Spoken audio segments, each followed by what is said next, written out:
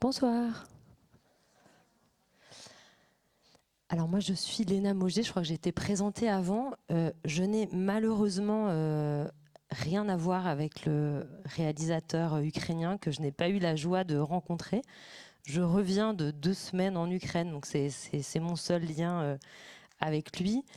Et ma connaissance de la cause animale pourrait se résumer à mes lectures et au fait d'avoir 2 enfants, 2 lapins et 5 tortues. Mais pour en parler ce soir, on va accueillir donc 2 personnes qui vont être ici avec moi et une autre qui va être derrière son écran. Donc il y a Kautar Archi qui arrive de la loge et Jérôme de Hemtine qui arrive de la salle. Donc Jérôme, je crois que tu étais ici quelque part, si tu peux monter par la scène. Et ben, ils arrivent tous les deux dans 1 minute. Donc pendant ce temps, je les présente. Donc Kautar, elle est sociologue et écrivaine. Elle a beaucoup réfléchi aux rapports sociaux de pouvoir et notamment aux rapports sociaux d'espèces. Tu peux venir si tu veux. Vous pouvez l'applaudir.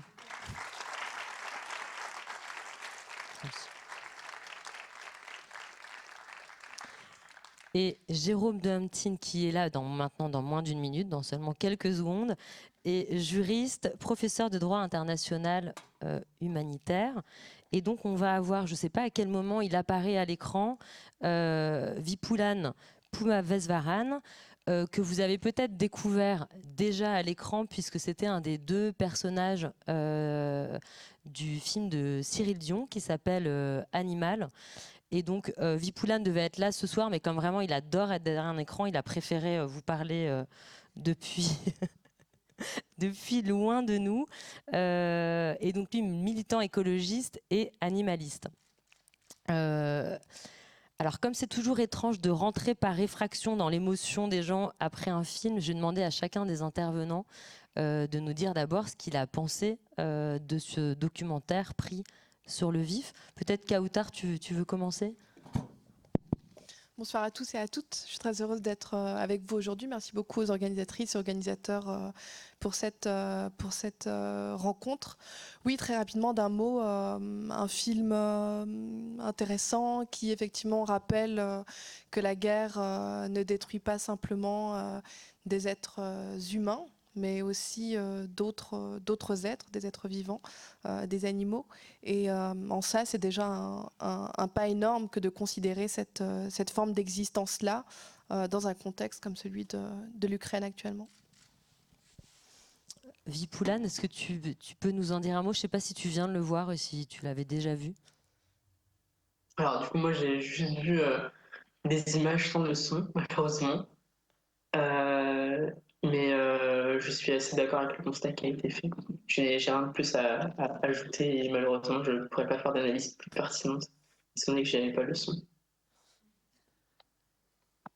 Jérôme? Alors, merci de vous. Mon micro n'est pas branché. Oui, il est branché. Ah, il est branché. Merci d'abord pour l'invitation. Alors, je viens de découvrir le film, donc je n'ai pas une réflexion très structurée par rapport au film. Je ne l'avais pas découvert auparavant. Alors, je partage évidemment les remarques qui viennent d'être faites. C'est toujours effroyable, les destructions de la guerre. Et on voit des destructions, pas seulement des animaux, mais les destructions des biens, etc. Et on voit tout de suite que tout ça n'est pas justifié par des nécessités militaires. Pas de raison de détruire des eaux. Pas de raison de tuer des animaux, il n'y a pas de raison de détruire toutes ces habitations privées. Et ça, évidemment, c'est absolument choquant parce que, bon, comme je le dirai tout à l'heure, en droit de la guerre, on peut malheureusement détruire un certain bien, mais à partir du moment où ce sont des objectifs militaires. Et là, on voit très bien que ce n'est pas le cas. Alors, ce qui est aussi très touchant, évidemment, c'est de voir les gens qui se mobilisent pour sauver leurs animaux, leurs animaux de compagnie. On a toujours les animaux de compagnie et les animaux emblématiques, hein, les grands animaux, les grands singes, les lions, etc. Ça, évidemment, ça touche énormément l'être humain. Moi, ça me fait toujours un petit peu réagir parce que les autres animaux, on ne s'y intéresse guère. Et là, il y a un paradoxe, évidemment. On est dans une situation de guerre, une situation extrêmement violente. En situation de paix, tous les jours, on tue des animaux par millions. Hein. Je vous donne un chiffre. En France, on tue 3,6 millions d'animaux par jour. Et là, ça n'émeut pas grand monde, ou ça émeut quelques associations protectrices des animaux, un peu plus de jeunes aujourd'hui, hein, fort heureusement, mais là on voit tout à fait qu'il y a un décalage. Puis le troisième point que je noterai qui m'a touché, c'est évidemment c'est finalement ces animaux qui donnent un peu d'humanité aux choses, en fait. Hein. On voit que c'est ces gens qui se mobilisent de façon très humaine pour sauver un des animaux que nous, on a tendance à voir comme des bêtes horribles, hein, des bêtes, enfin, comme parfois on a tendance à décrire comme des bêtes. Et on voit que c'est eux qui donnent un peu d'humanité à la guerre. C'est quand même c'est un paradoxe qui me paraît assez intéressant. Voilà, c'est mes premières réactions. Mais...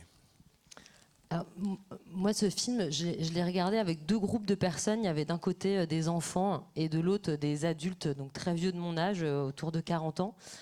Et en fait, ce qui était frappant à la réaction, c'est que celle des enfants était « mais c'est terrible ce qu'on fait aux animaux », alors que celle des adultes, donc c'était un environnement de personnes qui étaient tous plus ou moins journalistes ou reporters de guerre, et on avait tous plus ou moins travaillé en Ukraine. Et la première réaction, c'était « oui, bon, ok, super, ces gens qui vont sauver des animaux, mais est-ce que c'est vraiment la priorité alors qu'on a vu tant de personnes mourir encore sous les décombres ?» Et donc j'en viens à la manière dont le festival qui nous invite ici ce soir à organiser en fait cette projection et cette rencontre. Et quand ils m'ont téléphoné, ils m'ont dit donc le festival a 22 ans. Ils disent c'est la première fois qu'on organise une rencontre sur le droit animal. Et donc en fait c'est quand même symbolique de quelque chose. Plein de gens ont dit mais au fond pourquoi vous faites ça? Et ce que je trouve intéressant dans votre parcours à tous les trois, c'est l'évolution de votre pensée sur d'où vous êtes partis et où vous êtes aujourd'hui dans vos réflexions et votre militantisme sur cette question-là. Et donc j'aimerais en fait qu'on revienne un peu sur vos parcours personnels pour qu'on se glisse aussi dans votre pensée et peut-être éveiller les gens à ces questions et à cette sensibilité. Donc peut-être je vais commencer par Vipoulan. Donc toi, pardon, je vous ai tous tutoyé, mais parce que c'est comme on s'est parlé avant, on se connaissait pas. Hein. Mais alors, toi ou vous Pour moi, ça me va très bien. On t'a découvert donc à 16 ans dans ce film de Cyril Dion qui s'appelle Animal. Et ce qui m'avait marqué à l'époque, c'est qu'en fait, le documentaire commence par ton militantisme, en fait, quand même, d'adolescent qui est déjà très éveillé pour être militant à 16 ans comme tu l'étais. Mais tu racontes qu'au départ, ce qui te pousse, c'est le réchauffement climatique. Et que petit à petit, et on le voit dans ce tournage, ta pensée et ta réflexion évoluent. Est-ce que tu peux nous raconter, et notamment pour ceux qui ici ne t'auraient pas vu dans ce film? Oui, bien sûr. Déjà, je ne l'ai pas dit tout à l'heure, mais je m'excuse de ne pas pouvoir être présent aujourd'hui parce que malheureusement, j'ai dû être hospitalisé entre-temps. Et merci pour l'invitation par ailleurs.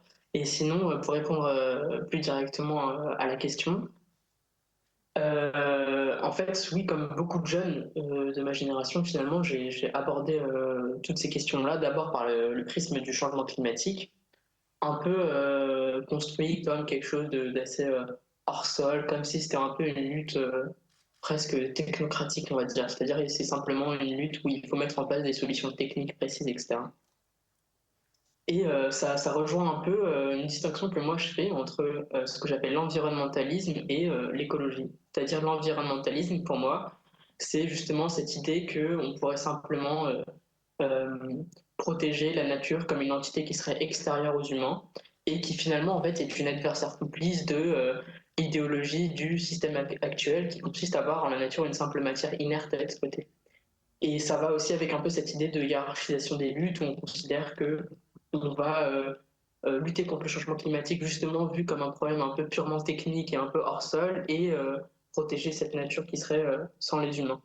Alors qu'il y a des gens qui meurent et qui sont aliénés par plein d'autres causes différentes. On en a vu ici et je pense que j'ai pas besoin de lister toutes les autres causes d'aliénation dans notre monde actuel. Et en fait, pour moi, l'écologie, du coup, et le parcours qu'on suit un peu dans le film Animal, c'est en fait l'idée que l'écologie, en tant que lutte, en tout cas nous, comment on l'aperçoit, c'est cette idée que il faudrait construire des relations qui sont libérée et libératrice entre les humains et le vivant non humain, mais aussi entre les humains. En gros, c'est défaire toutes les formes de relations aliénantes pour en construire de nouvelles, plus libérées et plus libératrices.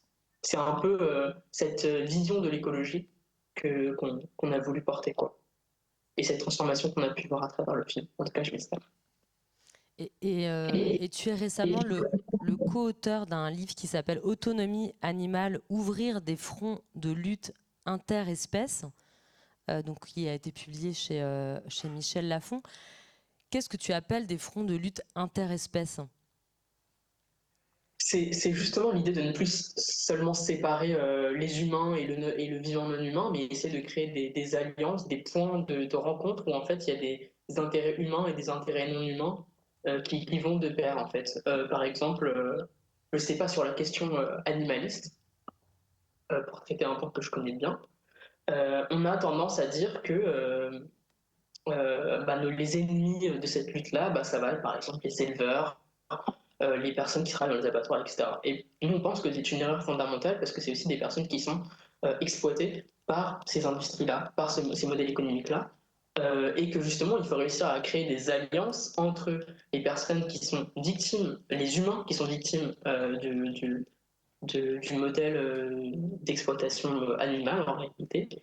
Euh, il faut créer du coup, une alliance entre ces humains et avec les animaux d'élevage. Parce que les travailleurs, les personnes qui travaillent dans les abattoirs, c'est 89% des hommes et 92% des femmes qui ont connu dans les 12 derniers mois des troubles musculo-squelettiques, c'est je crois 40% de travailleurs en intérim, c'est 10% d'absentéisme tellement la souffrance est très très importante, etc., etc. Donc il y a plein d'alliances comme ça qu'il s'agirait de tisser, de construire euh, pour avoir justement des luttes plus puissantes, quoi. Et aujourd'hui, toi, tu es encore étudiant? Ouais, je suis en L3 De quoi? d'une licence qui s'appelle Sciences pour un monde durable à Paris. Et, et est-ce que tu participes encore à beaucoup de... est-ce que c'est des manifestations? Comment se construit et s'exprime aujourd'hui ton militantisme? Et est-ce que tu as l'impression justement dans ce militantisme que les luttes sont encore beaucoup trop divisées? C'est-à-dire qu'il y aurait une manifestation contre le réchauffement climatique d'un côté, une pour la défense des travailleurs de l'autre, pour rebondir sur ce que tu viens de dire et ce que recommande ton livre. Je pense pas forcément qu'elles sont trop divisées ou dans l'idée où je pense pas non plus que ça serait une bonne idée de faire une espèce de manif enfin, de mouvement social contre l'entièreté de la violence du monde, parce que on perd en précision, on perd en analyse, on perd en qu'est-ce qu'on cible exactement, quoi. Mais c'est-à-dire il faut des points de convergence, mais il ne faut pas non plus en faire une espèce de totalité qui regrouperait tout, quoi. Et dans mon militantisme, là, je suis pas mal aussi sur la question des exilés à Paris, qui est, qui pose, qui ressurgit notamment à travers les Jeux Olympiques qui arrivent à Paris et qui sont vraiment une catastrophe, aussi bien pour des enjeux environnementaux que pour des questions sociales. Et je pense que aussi la métropole concentre une grande partie de la question sociale, la question de la précarité, etc. Et que, contrairement à ce qu'on pourrait parfois penser, c'est plutôt dans les milieux ruraux que se joue pour moi une grande partie des questions écologistes, au sens où les questions de production agricole notamment, elles se jouent là-bas. Merci.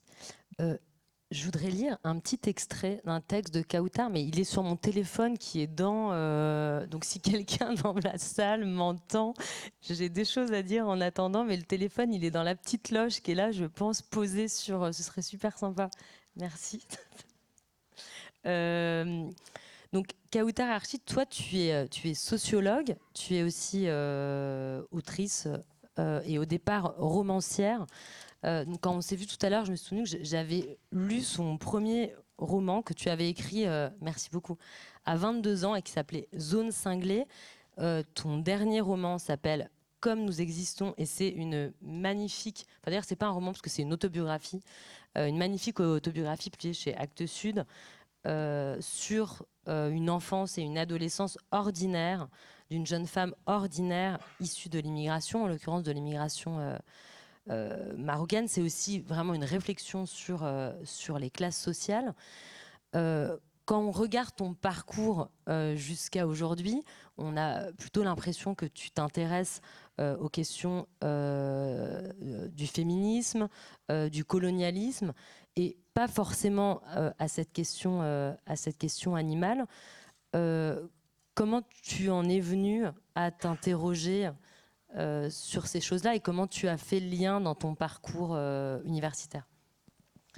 Oui, effectivement, la question du parcours intellectuel, elle est importante parce qu'elle permet de dire à chaque fois quelles sont les formes de liens ou les formes de relations qui sont apparues au fur et à mesure du travail.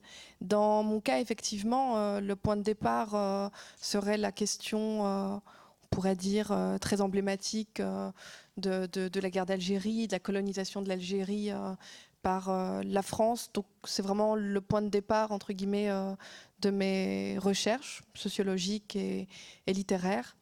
Et puis progressivement, je me suis ouverte à tout ce que le colonialisme continue de charrier aussi, donc les questions de genre et les questions de classe en situation coloniale ou post-coloniale, en Algérie ou en France. Et l'une des notions que je croise régulièrement dans ces réflexions-là et qui attire, on pourrait dire, mon attention de manière progressive, c'est vraiment la question de l'animalisation, en fait. Dans le cadre des recherches qui portent sur le genre, dans des travaux qui sont plus axés sur la question raciale, la question de l'altérisation de l'autre est très importante. Donc les États mettent en place des politiques qui participent à créer une forme d'altérité. Et puis la notion d'altérité radicale apparaît. Et puis il faut bien, pour que ces politiques d'altérité radicale puissent être justifiées et puissent se perpétuer à travers le temps et à travers l'espace, les soutenir par des modalités de justification qui sont suffisamment solides pour que personne ne les remette en cause, ou en tout cas de manière insuffisante pour qu'elles cessent. Et l'un des arguments, l'un des dispositifs de justification régulièrement utilisés dans des contextes de racisme, dans des contextes de sexisme ou encore dans des contextes de violence de classe, c'est la question de l'animalité. C'est le renvoi d'une partie du groupe humain vers quelque chose qui n'est plus l'humanité, vers quelque chose qui est autre chose. Typiquement les femmes, le fait de les renvoyer vers leur nature, comme on dit, le fait de renvoyer aussi ceux que l'on nomme les berbères, les barbares, les indigènes, vers leur nature de musulmans, leur nature d'Algériens, leur bestialité, on pourrait dire. Et on retrouve cette idée aussi, bien évidemment, dans la constitution de l'imaginaire des peuples, avec l'idée qu'il existe des peuples qui sont des peuples ingouvernables, indomptables, intraitables, qu'il faudrait réussir à tenir, à domestiquer, à gouverner, etc. Donc la question de l'animalité, de l'animal comme métaphore, de l'animalisation comme expulsion de la communauté morale, c'est vraiment des choses récurrentes dans ce que j'analyse.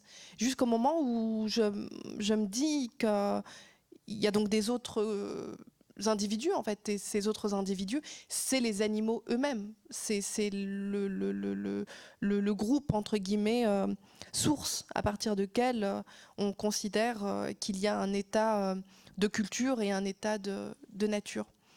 Donc on retrouve dans des travaux très importants, je pense aux travaux de Frantz Fanon par exemple, ou plus proche de nous peut-être les travaux d'Achille Mbembe, et on pourrait citer d'autres personnes, évidemment la dénonciation sur un plan philosophique, politique, militant, de ce type de violence métaphorique. Ce sont des chiens, ce sont des bêtes, il faut les traiter comme des chiens, comme des bêtes, etc. Donc ça permet de rendre tuables des personnes qui jusqu'à présent n'étaient pas des personnes que nous étions autorisés à tuer. Mais ce qui est intéressant, c'est que dans un dispositif comme celui des études postcoloniales, pour aller vraiment très rapidement, on s'arrête souvent à cette question de la métaphore en fait. Et on dit voilà, il y a une métaphore et puis il faut combattre cette métaphore. Pour moi, il faut évidemment combattre cette métaphore. Cette métaphore, elle est évidemment à dénoncer dans les cas de colonisation, dans les cas de guerre, dans les massacres et génocides. Mais je pense qu'on peut pousser la limite encore un peu plus loin en se disant qu'est-ce qu'il en est concrètement en fait de ce que l'on fait des animaux, qu'est-ce qu'il en est concrètement de ce qu'on fait avec les animaux, et comment est-ce qu'on réapprend à réenvisager cette question de l'animalité qui est le pendant négatif de l'humanité.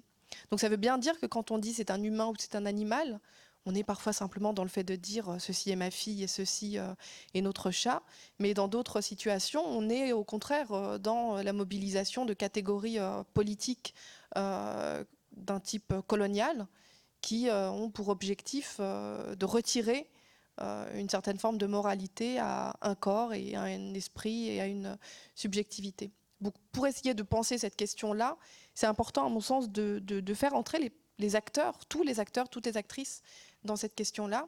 Et effectivement, comme on le disait, de se demander ce que l'on fait quand on mange de la viande, ce que l'on fait quand on va aux zoos, ce que l'on fait quand des personnes partent en safari pour observer des animaux dits sauvages, etc., etc., etc. Donc l'idée, c'est vraiment d'essayer de partir de cette question-là en considérant à la fois l'animalisation des animaux, mais ce qu'il en découle aussi, à savoir l'animalisation des humains. Comme j'ai retrouvé, je vais lire l'extrait que tu avais écrit. Donc c'est publié dans une revue qui s'appelle Ballast. Donc c'est les parents, tes parents, qui disent en fait, faut pas toucher les animaux, c'est ça, les vers de terre. Et là, je commence à lire. Une unique fois, on ne semble à ne pas craindre le contact, et l'on me dit touche-le, n'aie pas peur, allez, avance-toi et touche-le. C'était, si mon souvenir est bon, à l'entrée d'un zoo immense. Mes parents m'ont peut-être conduite jusque-là, ou des professeurs, ou des éducateurs sociaux, je ne sais plus. Je sais seulement que je finis bien par faire un pas, puis deux, puis trois, puis tendre le bras, par me pencher vers l'avant et effleurer le plumage bleu et vert d'un paon faisant la roue. De cette scène, une photographie fut prise. Et longtemps après, on me rappela ma chance. Quelle chance tu as de le toucher, c'est beau un paon. Nous devrions tous et toutes nous demander où, dans notre vie, sont les animaux. Ou alors, où, dans la vie des animaux, nous sommes. S'il m'est possible de jouer ici de ces inversions, c'est qu'entre les animaux et nous, une relation existe. Nous sommes naturellement portés à croire que les animaux ne sont qu'eux. Ils ne seraient qu'un poisson, qu'un pigeon, qu'une fourmi. Que serait à comprendre au sens d'eux, ils sont intrinsèquement différents, et si différents qu'ils nous sont indéniablement inférieurs, et si inférieurs que nous pouvons légitimement penser et faire d'eux des choses sans nous préoccuper de ce que cela leur fait et en retour, et de ce que cela finit par nous faire et par faire à la terre que tous et toutes nous habitons. Cette pensée et ce faire, constitutifs d'un ensemble de représentations et de pratiques intériorisées au gré de nos expériences, sont le produit ancien et complexe et continuellement actualisé d'une pensée occidentale qui a fondé tout son être, la raison moderne, sur le socle du dualisme culture-nature, entraînant dans son sillage l'opposition humain-animal. Nous serions alors la culture humaine parce qu'il serait la nature animale. J'arrête ici, mais je vous invite à lire la suite. Et maintenant, je passe à Jérôme, parce que je me suis vraiment posé une question en voyant à toi aussi ton parcours, où pendant 20 ans, tu travailles pour les Nations Unies, si j'ai bien lu, notamment au tribunal pénal international pour l'ex-Yougoslavie. Or, aujourd'hui, dans le droit pénal international et dans le droit de la guerre, on a des lois qui datent des conventions de Genève, donc de 1949, dans lesquelles il n'y a, à ma connaissance, rien ou pas grand-chose, mais tu vas nous le dire, sur le droit des animaux. Qu'est-ce qu'il en est aujourd'hui et comment toi, de cette expérience, pendant 20 ans aux Nations Unies, tu te dis « ce n'est pas normal ».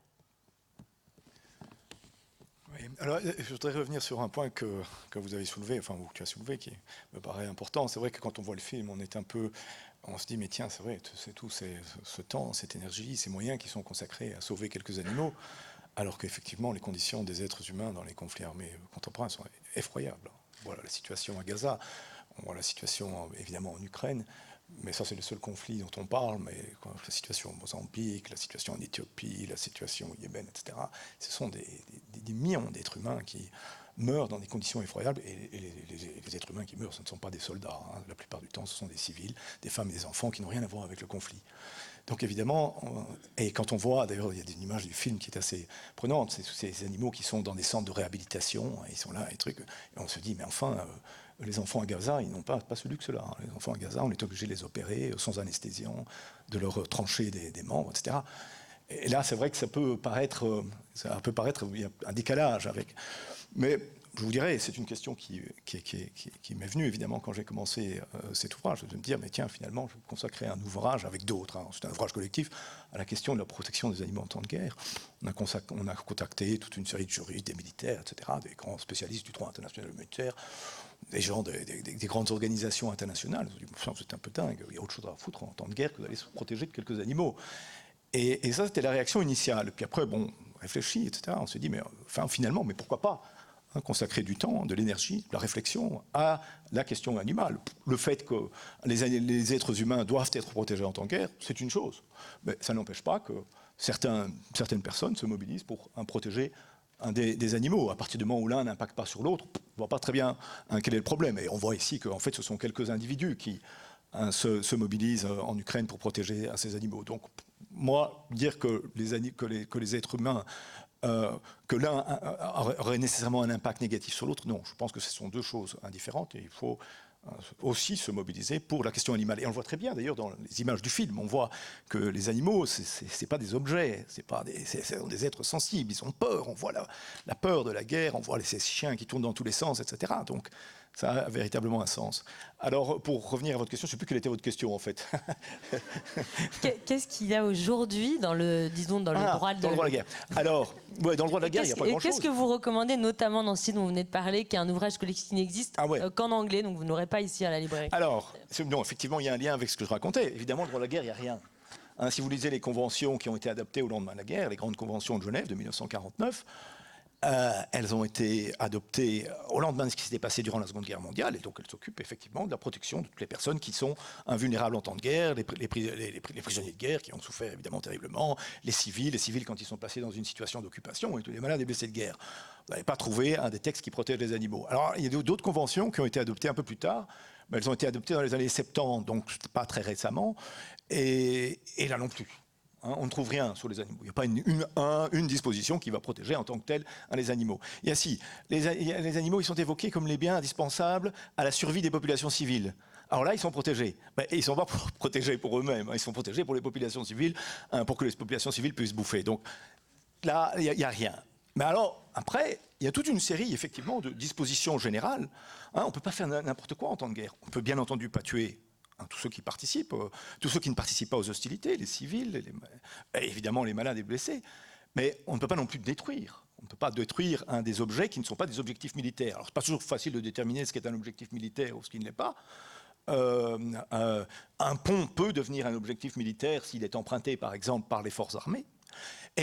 Alors, la question qui se pose, c'est finalement, les animaux, mais où on les place là-dedans? Les animaux, ce sont des objets. A priori, ce ne sont pas des objectifs militaires. Il n'y a pas de raison de descendre des animaux. Sauf si ils sont utilisés à des fins militaires. Si, par exemple, vous avez un cheval qui transporte des troupes, dans ce cas-là, effectivement, vous pourrez descendre le militaire et le pauvre cheval sera considéré aussi comme un objectif militaire.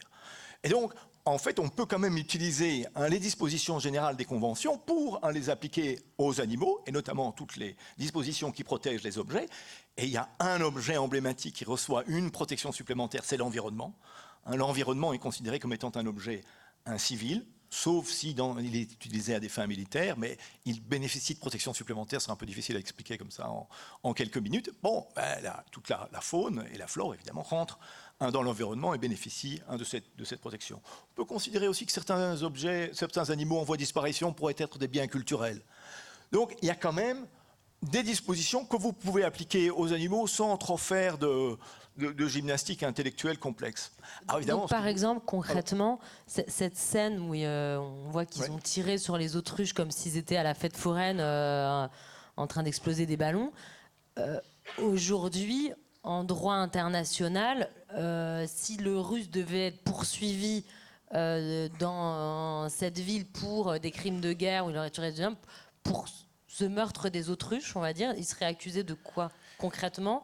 Et vous, quand vous dites qu'il faut repenser aujourd'hui ce droit international humanitaire, qu'est-ce que vous changeriez par rapport à aujourd'hui?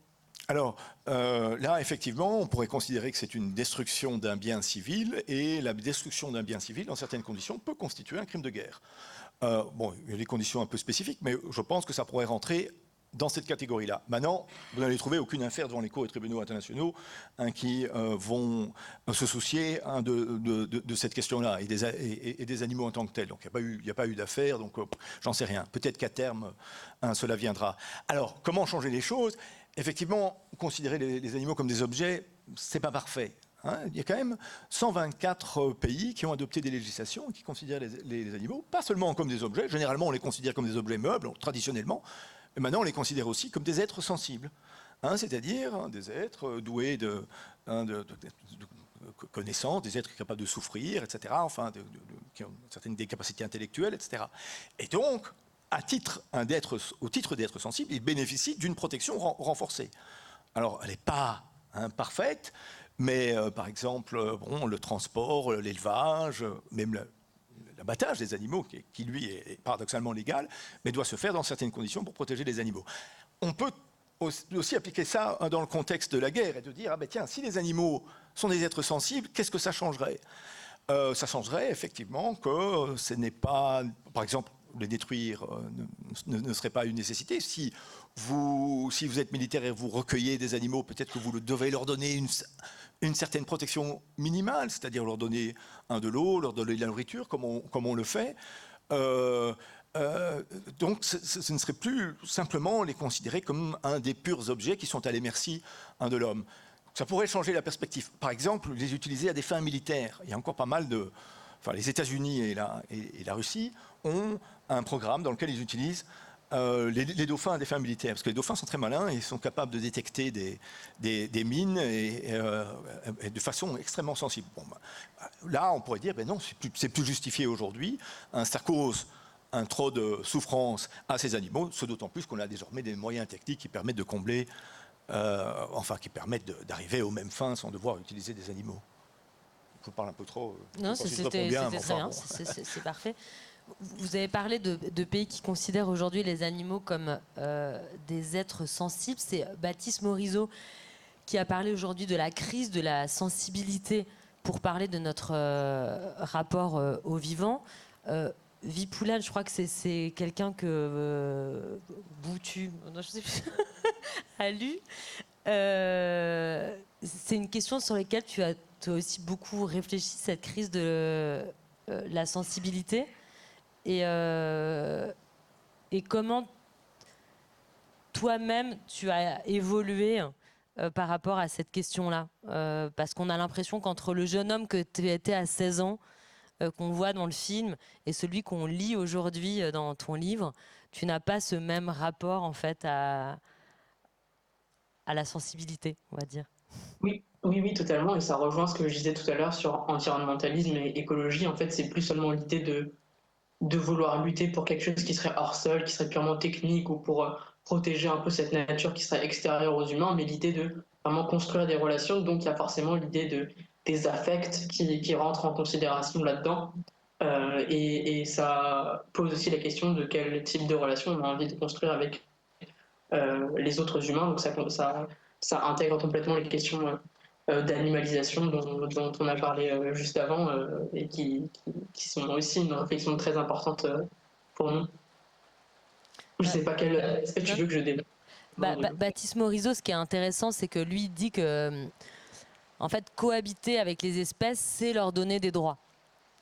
Et donc, ce que vous évoquez, en fait, tous les deux, c'est qu'aujourd'hui, on arrive à un stade où, certes, ça peut paraître choquant, quand certains disent, de regarder les animaux et de se dire on va les sauver, mais au fond, c'est une manière de leur donner des droits aujourd'hui.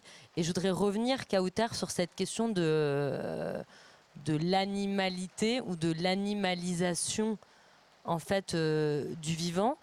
Ça passe par quel biais en fait? De quelle manière? C'est quoi? C'est le langage? C'est une manière de déconsidérer? Comment on animalise au fond l'autre? Oui, on animalise. C'est la fin du monde. Oui, c'est ça. Comment est-ce qu'on animalise? On animalise effectivement beaucoup, comme je le disais, par la parole, par le fait de recourir à des métaphores, à des associations d'idées qui font, entre guillemets, disparaître la frontière entre le moral et l'immoral. Et c'est une manière de rabattre les êtres moraux dans une catégorie qui est une catégorie ouverte à l'usure, à l'abus, à la destruction, en plus de l'appropriation et de l'exploitation. Et ça, c'est des choses auxquelles on devient très sensible dès lors qu'on s'intéresse un peu à la question animale. C'est quand on est féministe ou quand on s'engage dans l'antiracisme, très rapidement, absolument tout de ce type de domination nous saute aux yeux. Quand on s'intéresse à cette question de l'animalisation, on devient évidemment très sensible au langage. Et comme je le disais auparavant, à tous ces dispositifs de justification qui ont pour objectif soit de semer le doute, regardez comme ils vivent, regardez comme ils se comportent, regardez comme ils se nourrissent. Après tout, est-ce que cette population-là est bien compatible avec la République française, par exemple, pour la citer en exemple? Et puis parfois, on est sur des discours qui sont des discours beaucoup moins, sans nuance.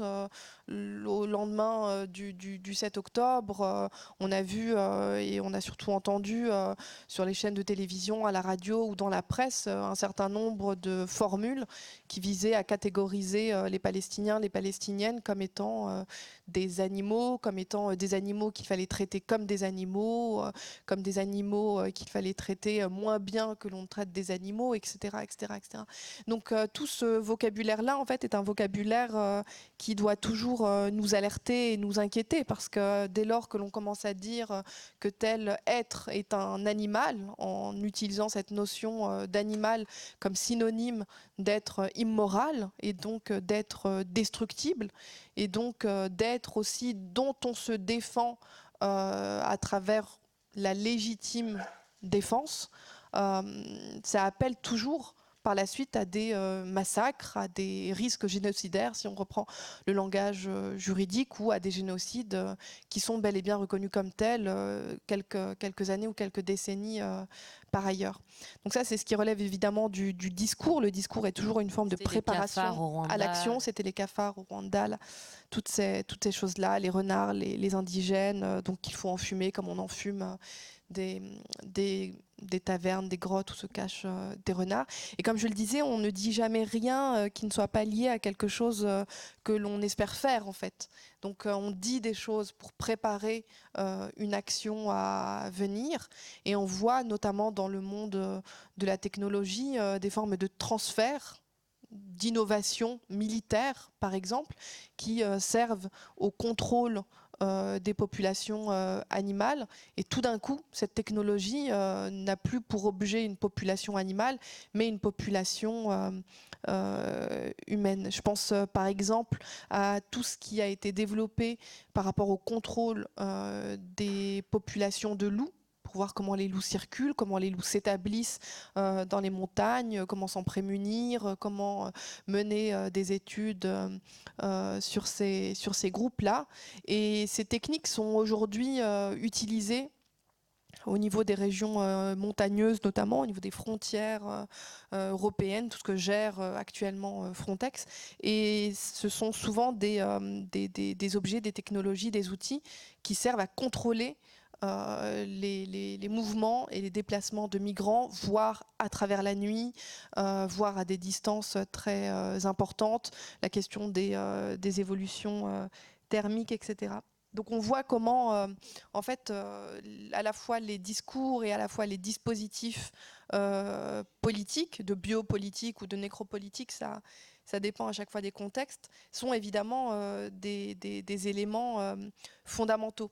Mais quand je dis ça, je dis évidemment ça dans une perspective qui ne se veut pas du tout anthropocentrée. Je veux dire, je ne dis pas ça uniquement pour les humains, c'est important de le dire, pour la population humaine, pour l'espèce humaine, mais ça veut bien dire aussi qu'on doit toujours, quand on est très en aval de la réflexion, faire cet effort intellectuel de remonter plus en amont en se disant qu'il y a un lien en fait avec ce que l'on pense des animaux, ce que l'Occident moderne pense des animaux et a fait de la notion d'animalité, et la manière dont cette animalité extrêmement négative est manipulable et destructible est en fait une sorte de ressource perpétuelle pour venir justifier des entreprises malheureuses à l'égard d'autres populations. C'est pour ça que je dis souvent qu'en vérité, s'il fallait établir des sortes de grandes catégories de populations qui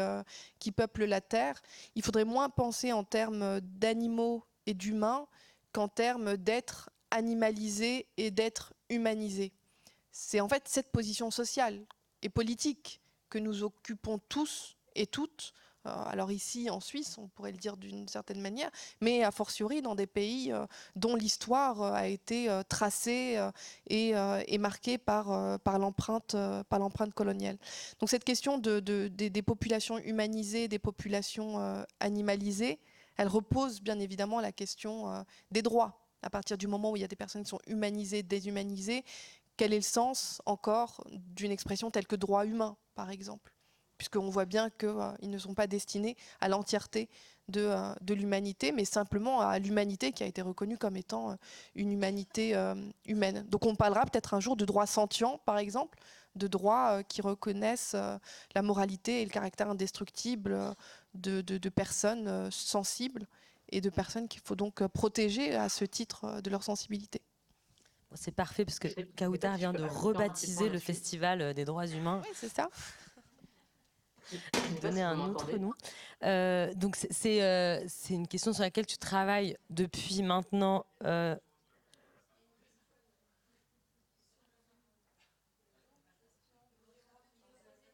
crois qu'il y a un décalage.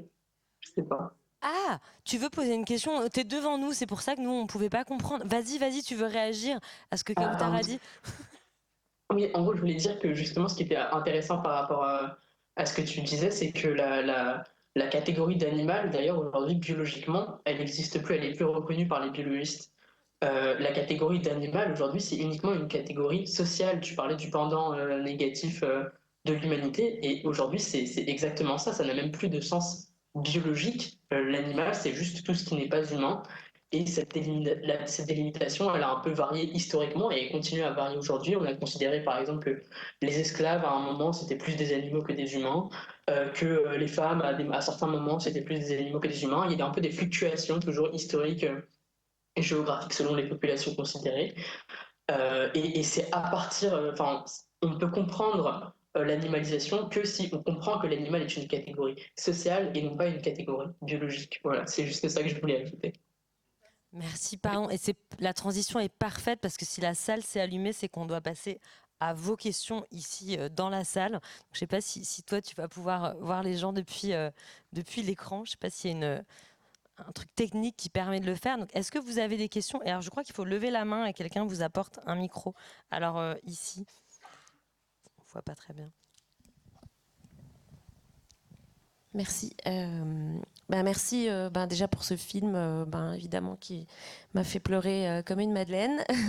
Et puis pour ces discussions derrière, qui m'ont fait penser à un livre qui s'appelle La violence de l'humanisme, pourquoi nous faut-il persécuter les animaux, et qui parle justement qui commence en disant qu'un animal, ça n'existe pas en fait. On n'a jamais croisé un animal. On croise un chat, un chien, une vache, mais le terme animal, ça n'existe pas. Enfin, je le conseille à tout le monde. C'est un livre hyper intéressant. J'avais juste une question en rapport aussi avec le film. En fait, à un moment, quand il sauve ce lion, ils disent ah tu es libre, super. Mais en fait, bon bah ils l'amènent dans un sanctuaire refuge, etc. Et donc en fait, par rapport aux zoos, et puis donc moi je suis évidemment quand j'étais gamine, je trouvais les zoos super, mais j'avais toujours un petit malaise. Et puis maintenant c'est que du malaise. Mais en fait, quand j'en parle avec des gens qui aiment bien les zoos et puis cette possibilité de voir des animaux, notamment exotiques, l'argument c'est de dire oui, mais on a le droit de voir ces animaux-là à portée de main. Il y en a qui vont payer beaucoup d'argent pour aller les voir, puis ceux qui n'ont pas les moyens, ils peuvent aller avoir ces animaux à disposition. Et puis, bon, moi, je suis pas peut-être suffisamment armée philosophiquement pour argumenter, mais je trouve, mais non, en fait, quel est ce droit? Pourquoi on aurait le droit de faire venir des animaux exotiques de très loin, puis les mettre à dispo dans des cages? Enfin, j'aimerais bien votre sentiment là-dessus. Je me dis bien que c'est mal, et puis je le ressens fortement, mais comment argumenter face à des gens qui disent mais on a le droit, pourquoi on n'aurait pas le droit? Vu que j'ai pas les moyens d'y aller, bah, qu'on me les amène, quoi. Voilà, merci. Est-ce que vous voulez répondre peut-être, Oui, je peux dire. Au revoir. Peut-être. Jérôme, et puis vous. Non, parce que c'est la question des droits. C'est vrai que moi aussi, ça m'a marqué dans le film. On se dit, ah mais tiens, il y a la guerre, mais la guerre, elle a peut-être quelque chose de positif pour les animaux, parce qu'ils peuvent effectivement, ils peuvent foutre le camp de ces zoos dans lesquels ils sont emprisonnés. Bon, finalement, ils vont être rattrapés par la violence, donc ça ne les aide pas beaucoup, mais il y a quelque chose de paradoxal. Alors, c'est intéressant la question des droits, parce que il y a eu quelques affaires, notamment dans la juridiction de New York, et puis il y a eu une affaire en Amérique du Sud, où effectivement, il y a des avocats qui se sont battus. Pour dire, mais parce que c'est pas la même chose être sensible et avoir des droits. Si vous êtes un être sensible, vous êtes toujours sous la protection de l'être humain. Donc vous êtes toujours dans un rapport de force. Mais à partir du moment où on considère que l'animal a un droit, ça devient très différent. Parce que si l'animal a un droit, pour limiter ce droit, vous devez le justifier. Et c'est ce que les avocats ont argumenté devant cette juridiction, notamment en Amérique du Sud, et ils ont obtenu gain de cause. Ils ont dit, mais cet animal qui est détenu là, ce singe qui est détenu, pas de raison, il n'y a pas de droit, on n'a pas le droit de le détenir dans des conditions en plus que vous notez. Et la juridiction a argumenté, elle a dit oui, effectivement, on ne peut le détenir que s'il y a un droit. Et elle a dit mais non, il n'y a pas de droit de le détenir, il faut le libérer et il faut le remettre dans le contexte naturel dans lequel il vivait. Bon, il y a eu une phase intermédiaire parce qu'il ne pouvait pas retourner directement dans le contexte, mais donc il a été libéré. Donc lui donner un droit, c'est quelque chose de totalement différent. Parce que dans ce cas-là, l'animal n'est plus dans ce rapport de domination par rapport à l'être humain, mais il se trouve dans un rapport d'égalité. Et donc, vous pouvez le revendiquer. Voilà, sur le plan du droit. Maintenant, peut-être que vous voulez réagir sur un plan plus... Oui, il y a un très beau livre... Il y a un très beau livre, je disais, de Violette Pouillard sur la question des zoos et la manière dont le zoo est une fabrication impériale, coloniale, vraiment typique, puisque au moment où il a été question d'aller découvrir d'autres terres et de considérer que ces terres étaient des terres qui appartenaient maintenant aux conquérants, il y a eu des découvertes de paysages, découvertes de biens environnementaux, comme on dirait aujourd'hui. Et puis, il y a eu des découvertes aussi, évidemment, d'espèces rares, d'espèces qui n'existaient pas en Allemagne ou aux Pays-Bas ou en France, etc. Et il y a eu des mouvements extrêmement importants, en fait, de déportation, de déplacement des animaux. Et c'est pour ça qu'aujourd'hui, aux Pays-Bas, à Paris, très certainement, dans les grandes villes européennes, il existe des zoos, des ménageries qui appartenaient au roi, qui appartenaient au prince et qui avaient pour objectif de les divertir et puis de leur procurer du bon plaisir. Et puis quand il y avait des moments de crise, de révolution qui se préparaient, certains gouvernants disaient bah, après tout on va ouvrir un zoo, on va leur donner accès à quelques bêtes et puis ça les calmera le dimanche après le travail. Donc l'histoire des zoos, en fait, l'histoire des ménageries, l'histoire de la présence de certains animaux sur des territoires qui ne sont originellement pas du tout leur territoire, est une histoire plutôt sombre, en fait, de l'Europe. Et surtout, ce que je rappelle toujours, enfin, il a existé des zoos pour les animaux, il a existé des zoos pour les humains aussi.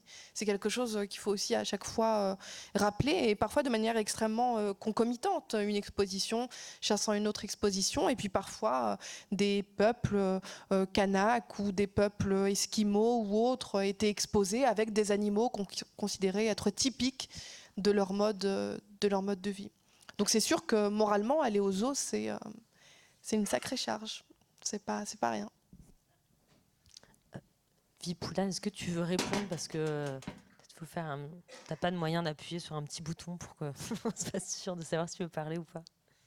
Non, mais enfin, je suis assez d'accord avec tout ce qui a été dit et ça rejoint complètement ce qu'on disait avant, puisque justement, enfin, quand ces humains sont exposés dans ces eaux, ils sont considérés non plus comme des humains, mais justement comme des animaux en tant que catégorie sociale. Et c'est ce qui permet justement de les exploiter ensuite, quoi. Et finalement, on pourrait se dire que construire un monde plus libérateur, ça serait justement essayer de penser sans cette catégorie d'animal, ou alors simplement pour analyser comment elle est utilisée comme une catégorie pour dominer, pour oppresser, etc., mais utiliser des catégories plus fines, ou alors d'autres termes qui peuvent paraître plus libérateurs et qui sont plus pertinents dans une logique écologiste. Enfin, le terme de vivant, déjà, pour moi, il est moins connoté historiquement que le terme de animal, où il y a vraiment cette espèce de dualisme dont on a déjà beaucoup parlé aujourd'hui. Merci. Est-ce qu'il y a d'autres questions? Alors, ici et après ici.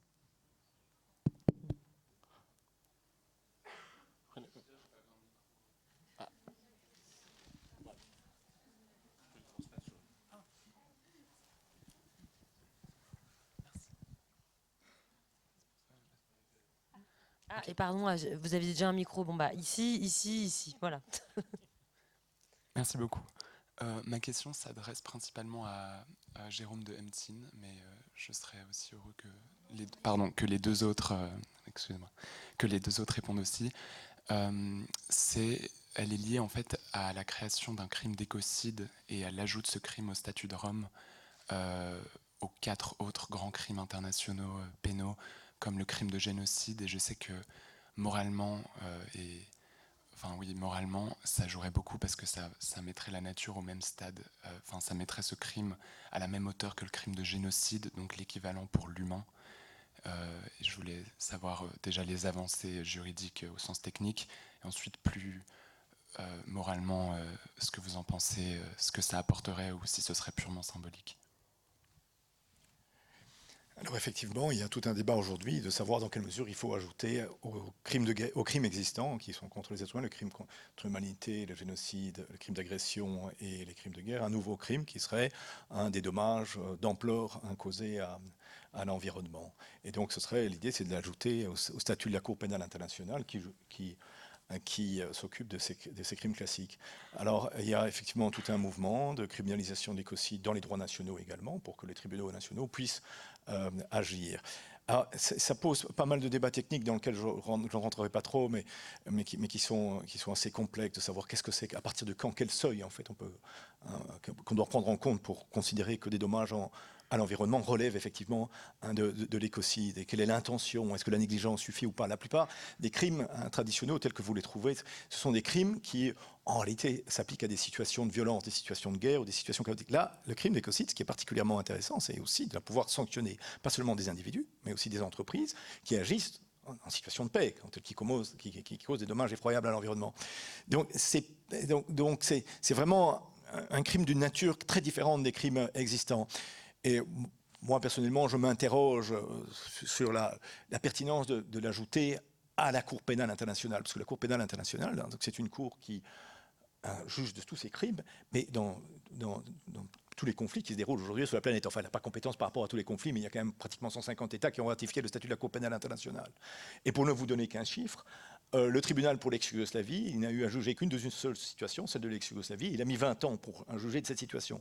La Cour pénale internationale, elle est saisie de plein de situations qui sont bien plus compliquées que celles de l'ex-Yougoslavie, en Afrique, au Congo, au Kenya, enfin, etc. Plein. Et donc, je me dis, mais allez lui donner cette compétence supplémentaire, alors qu'il a déjà peine à faire son travail s'agissant des crimes traditionnels. Est-ce que c'est véritablement important ou ce sera quelque chose de simplement purement symbolique?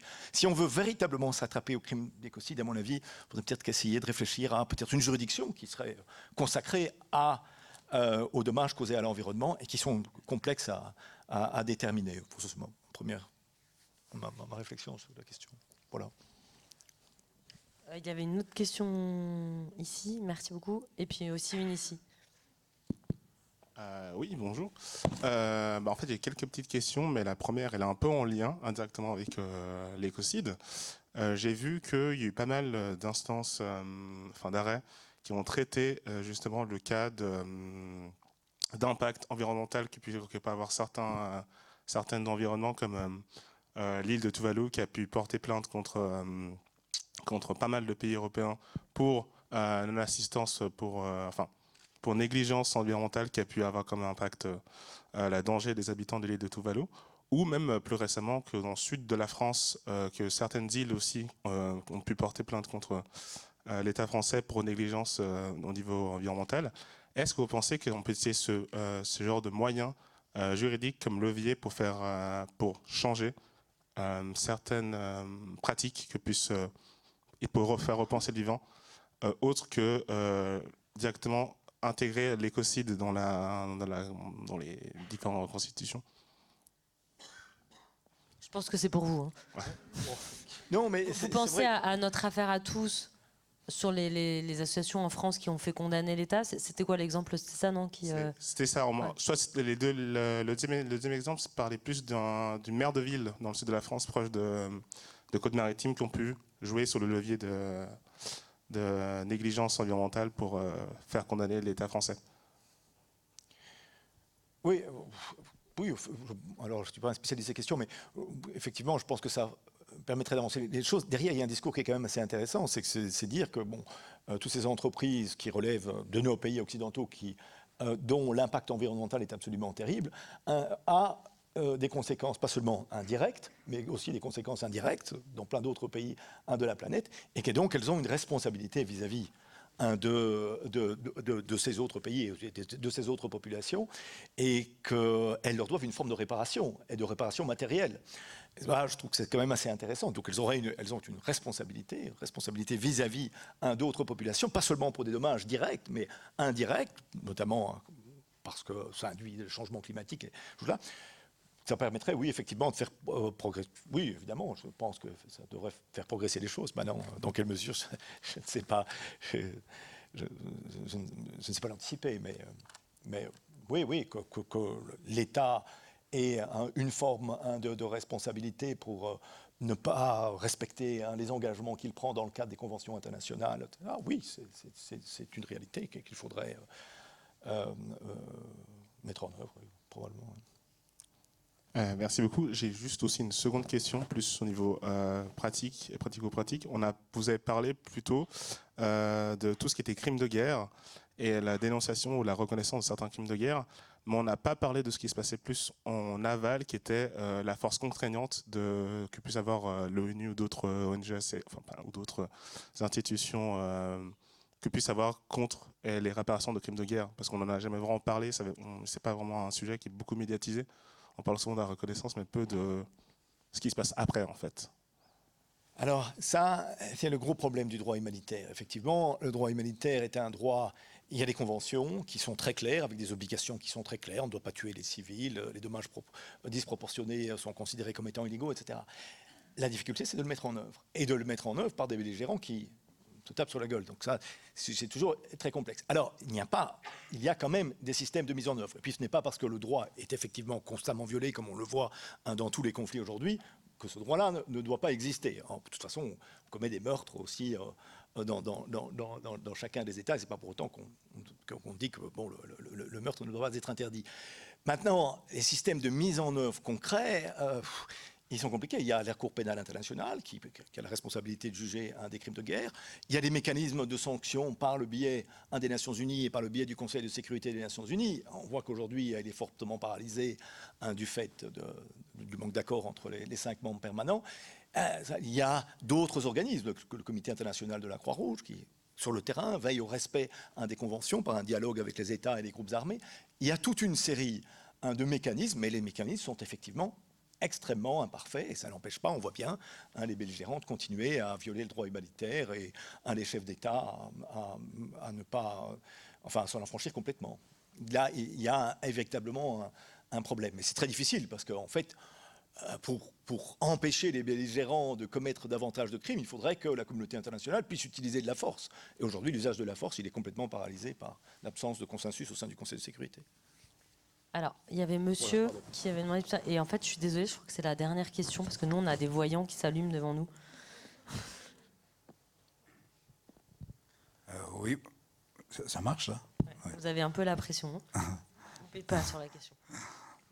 Bonsoir. Moi, j'ai juste une question simple. C'est que je trouve que la loi vis-à-vis de la protection des animaux n'est pas au top. Parce que il y a des chasseurs actuellement, et on voit très bien sur les réseaux sociaux. Et je pense notamment à un couple millionnaire en Amérique qui partent en Afrique, tuer des éléphants, couper les cornes à cause ça s'appelle marfan, l'ivoire, pardon, voilà. À cause de l'ivoire, d'autres ils pensent voilà, j'aimerais bien avoir une petite tête d'un tigre dans mon salon.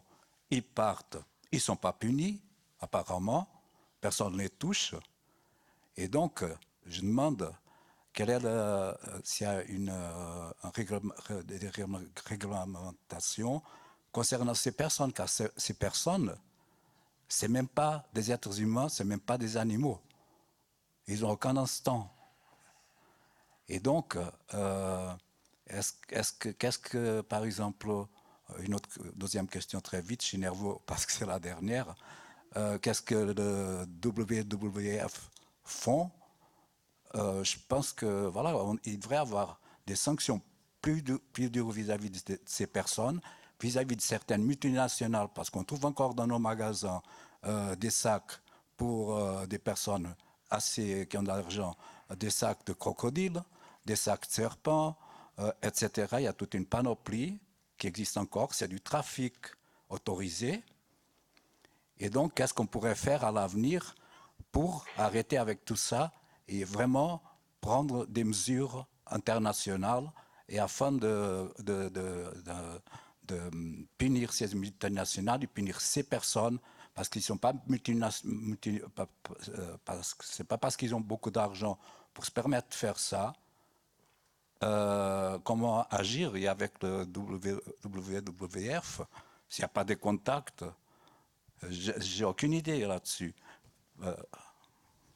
Alors peut-être qu'on est vraiment sur la question du droit. Tout à l'heure, on était sur le droit en temps de guerre, on est sur le droit en temps de...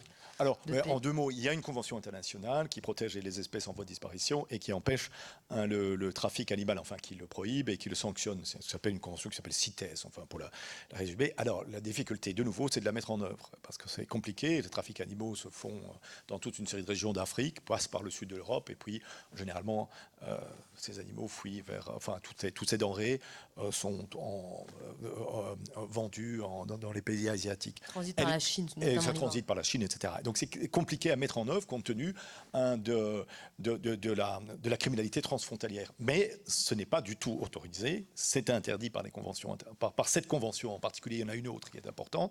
Et donc voilà, après la difficulté c'est effectivement de la mettre en œuvre, mais il y a des gens qui sont sanctionnés pour ce genre de trafic devant les juridictions nationales. Alors est-ce que c'est efficace, c'est autre chose, mais... Apparemment, non.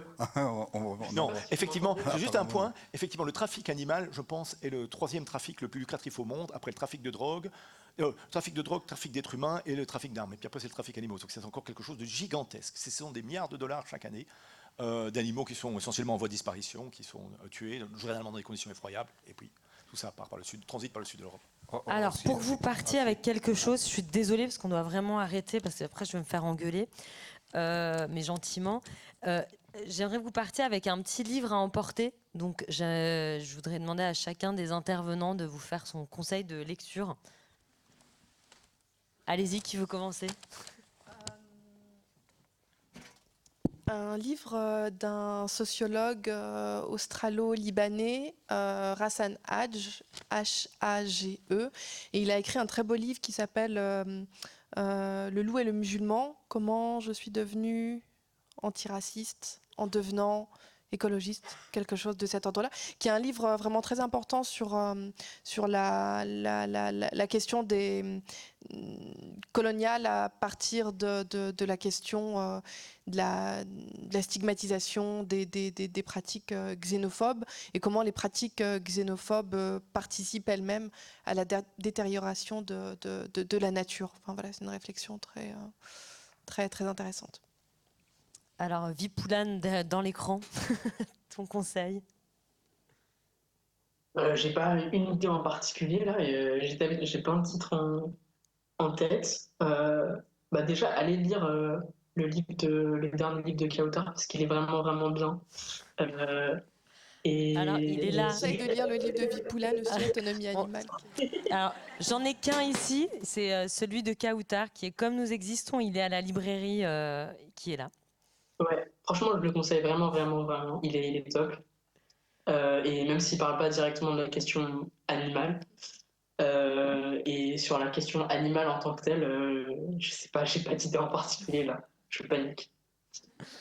Jérôme? Bon, pour la question animale, il y a toujours le bouquin de Singer, vous pouvez le lire. Ça reste quand même quelque chose qui a été écrit dans les années 70, mais ça vous fait profondément réfléchir sur la question animale. Les animaux et la guerre, il y a un chouette bouquin qui est sorti récemment, que j'ai lu il n'y a pas longtemps, de Jean Hartfeld, qui s'appelle Tu me retrouveras. C'est l'histoire de deux filles, l'une cigane, l'autre juive, réfugiée dans un zoo à Budapest, avant l'arrivée de l'armée rouge. C'est très touchant, puis c'est toutes ces questions-là, des animaux que j'ai bien aimés. Et alors, un livre plus dense, mais qui est très bien, un livre d'histoire sur les animaux bêtes de tranchée. Éric Baraté, c'est un historien de l'université de Lyon, et il a analysé les relations entre les officiers, etc., et les animaux qui sont utilisés dans les tranchées pendant la Première et la Seconde Guerre mondiale. Franchement, c'est un bouquin fantastique, quoi. Enfin, l'analyse historique est merveilleuse, et il s'est heurté à pas mal de résistance. Les gens disaient, mais qu'est-ce que tu vas foutre à aller étudier la question, ces questions, et consacrer des années. Et c'est un bouquin magnifique, bête de tranchée. Voilà. Et alors moi j'ai deux, on est en partenariat avec Heidi News, donc Heidi a fait cette revue, donc c'est dans la revue Les Explorations. Si vous voulez savoir quel est l'animal en vous, non pas du tout, c'est une enquête sur les antispacistes avec cette phrase « Les humains sont le cancer du monde ». Donc si vous voulez vous interroger sur vous-même, je vous invite à le lire. Et après on a, si vous voulez prolonger, mais sur le champ des humains, et de l'Ukraine, mais avoir des histoires de personnes qui racontent leur pays de l'intérieur. On a lancé cette revue qui s'appelle Cometa avec un K, qui rassemble des grands auteurs de littérature et des chercheurs comme Emmanuel Carrère, Svetlana Alexievitch ou Timothy Snyder. Et c'est le deuxième numéro qui vient de sortir sur le thème liaison dangereuse. Et donc il y a beaucoup de sujets en Ukraine et on croise la littérature du réel avec de la photographie, et notamment là, des photographes ukrainiens assez incroyables qui étaient photographes de l'amour et qui sont devenus photographes de guerre. Donc voilà, donc les explorations, c'est les animaux. Cometa, il n'y a pas beaucoup d'animaux, mais les photographes ukrainiens ont leurs petits chiens qu'ils emmènent partout sur le front. Et ensuite, les auteurs qui sont là ont leur livre à la librairie. Vraiment, merci à tous d'avoir été là. Et merci au festival de nous avoir invités.